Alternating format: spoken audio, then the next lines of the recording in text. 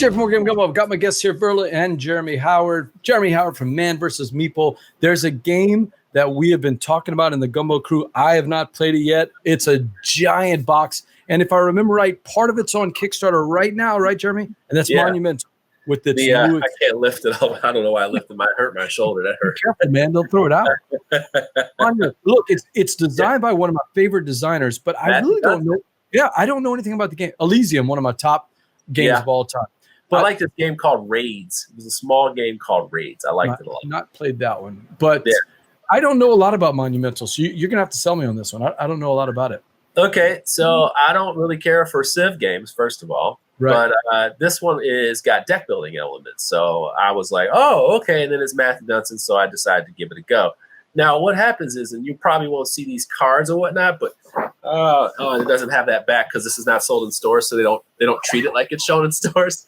Yeah, I don't have anything. This game is you have your civilization, you have your leader, and then you have a civilization that you're making out of the city cards that you have. It's like science development, and something else, or war, like something like that. It's three regular resources. One is used to buy stuff. The other one is used for actual war and moving your people across the boards, the boards. And the other one is used for science development for specific things. Now, what you're doing is you're taking cards from your deck and you're going to lay out 9 in a 3x3 grid. Now, dig this. You're going to play a row and a column. Okay, so it's a really tricky thing. You're going to activate a row and a column. And what you're doing with that is that round, you'll take all the resources from those cards and then maybe some extra because there's cards you buy that go behind them. And you can activate those too. So that you can potentially have 9 cards you activate instead of 8. So, instead of 5, you have 6, sorry. So what you'll do is you'll take those things and you'll buy cards that are of that age. So, of course, you're developing over age. Okay. The card has a natural burn to it. But then you can build monuments as well. Monumental, right? Sure. So you're building those things and adding it to this board. So out there is a modular board made up of all these tiles, and there's different sets out there. But you're moving across. You're taking your explorers and going out there and grabbing things. You're conquering out there. And if you conquer with your warlord, specific things happen so you can get more resources. It's very easy. That's the difference. It's very easy to learn. Like, it's so base Civ that you can get deeper into it, but it's not super deep. Like, that's the best part about it. Like, otherwise, I probably wouldn't have played it. Like, I honestly wouldn't have played it. Not your style game. Yeah, it's just not my thing. But this one's very easy because any of the cards you buy go on top of your deck. So it's like you don't even have to wait for the good cards to come back. So you have this little setup for that. Each game, each Civ or whatever has a like culture cards. And what they are is like basically abilities that you get like instantly for developing yourself, like your culture. So there's like a cool thing, and you get some like combo triggers off of that.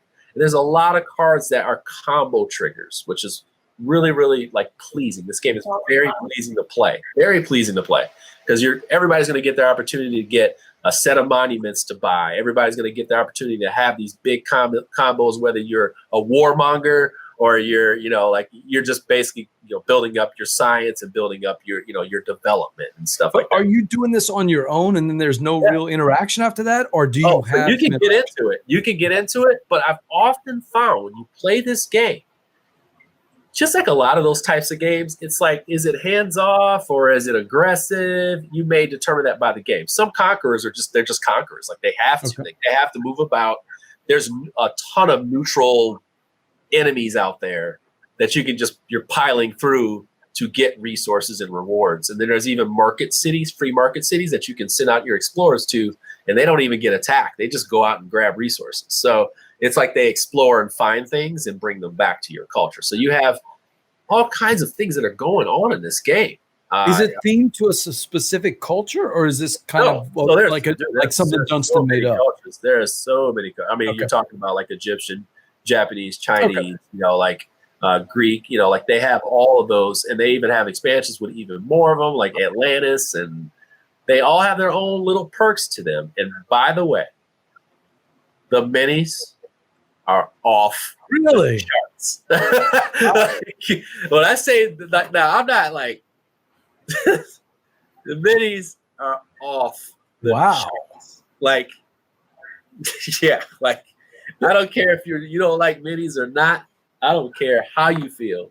You open this box and you pay what you pay for this game. I'll tell you right now. You know why you pay what you pay for the game. Who was the publisher? Was it FunForge or was it somebody else? This is FunForge. Now, this I mean, like, you get many for all these warriors, like all these warriors, all the warriors, all the defense tower, like all that's in here. I'm like, oh my God, like there's just so many. And like they even have the beasts in here, like all these different beasts that you have. I mean, dude, there's horses there. My God, like it's ridiculous. It's absolutely ridiculous what's in this box. Like absolutely ridiculous. I played the heck out of this prototype. I loved it. And even in this final form, it also has a solo mode. Solo mode's good. I would never tell anybody to buy this game specifically for solo only. There's some ridiculous stuff in here. They have like some of the biggest conquerors of all time. And gods, and man, this game is really damn good. Monumental. This game is really damn good. But Steve, it was tough to get for a while, by the way. It was sold out everywhere. But Steve posted the link. Apparently, the new Kickstarter for their African Empires, I think it's called. Yeah. There is an African. Look at that art, Verla. Man, that is gorgeous. But African Empires is going to have an option to pick up the game if you want to buy the game. Now, I'm serious. It's pricey. But for a game like this, if you have a game group that likes to play these games where it's like, it can be a little, like I said, it's a little war-driven, but it's not. It actually isn't. Like you can actually have games where nobody fights anybody. And the fighting is very deterministic and easy to fall out. It's not like, hey, I have this card. Like, hey, I have this card too, but my card fights you. No, it's not. It's very, very easy. It's like my attack, because I have my leader and 3 other guys beat your other people who don't have as many as I do. That's really what it's not even like that serious. It's like, that's why I'm saying if it was so heavy on the Civ, like, hey, because I have this tower here, it gives me 5 power around here. No, it just doesn't. You either attack it or you defend it. Otherwise, you lose it. That's it. So you sold Meeple Town just on the minis talk, man. I mean, it's pretty impressive there, huh? Oh, I mean, whew.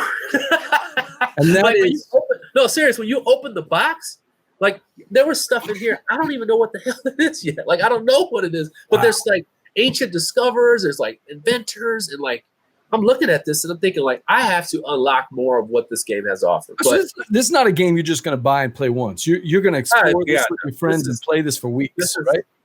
I honestly would not tell someone to buy this game if they're one of those type of people that just buys a ton of big box games, right? Because they have to, they have to at least like Civ games. They also have to like deck builders. So if you don't like deck builders, don't buy deck builders. So we got Dunstan. What's that? What'd you say? I said you got Dunstan, you got deck building, you got amazing minis, and you actually like the gameplay of a Civ game. That's a pretty powerful combination there, Jim. I really don't want to take it lightly because this one really surprised me. And that little bit of that row column thing is kind of cool and it feels good. And once you start getting these cards on top of your deck and you're laying them out right away and you get those benefits right away and you're like, oh my God. And then at some point in the middle, when you get to like age 2 and 3, you've got a nice little engine going and you're like, oh my gosh, once you start tucking these cards away, I mean, you don't even have to cull your deck. Your deck will just be awesome, but you can. I mean, but it's. Does each faction play differently? They all play different. They all they all make you play different. Okay. Like that's the best thing. They make you play different. Otherwise, you're just kind of playing a general game, and that won't work out well for you. So you got to identify the strategies with the deck and try to break it out. I kind of undersold the culture part, but like the culture cards that you have that are active and not active, because once you build a next culture, it actually gets rid of the other one, but there's still a bonus trigger each time you get one. That's very, very, very interesting because there's a lot of cards that will give you an immediate benefit, but then they will keep giving you benefits if you do specific things. Very deck builder. So it's just a really, really phenomenal game. Monumental is phenomenal. Verla, any questions? I was just going to say, this isn't a game that probably would have caught my eye, but you've got me very intrigued. Yeah. Getting engine going, and great art. Yeah. But all that together, that sounds really fun.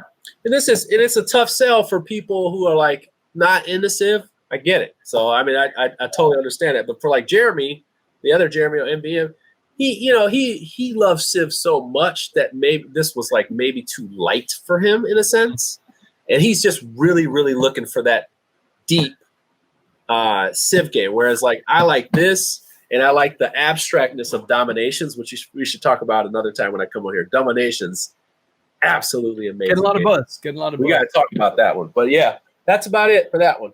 That is Monumental from Funforge and Matthew Dunstan.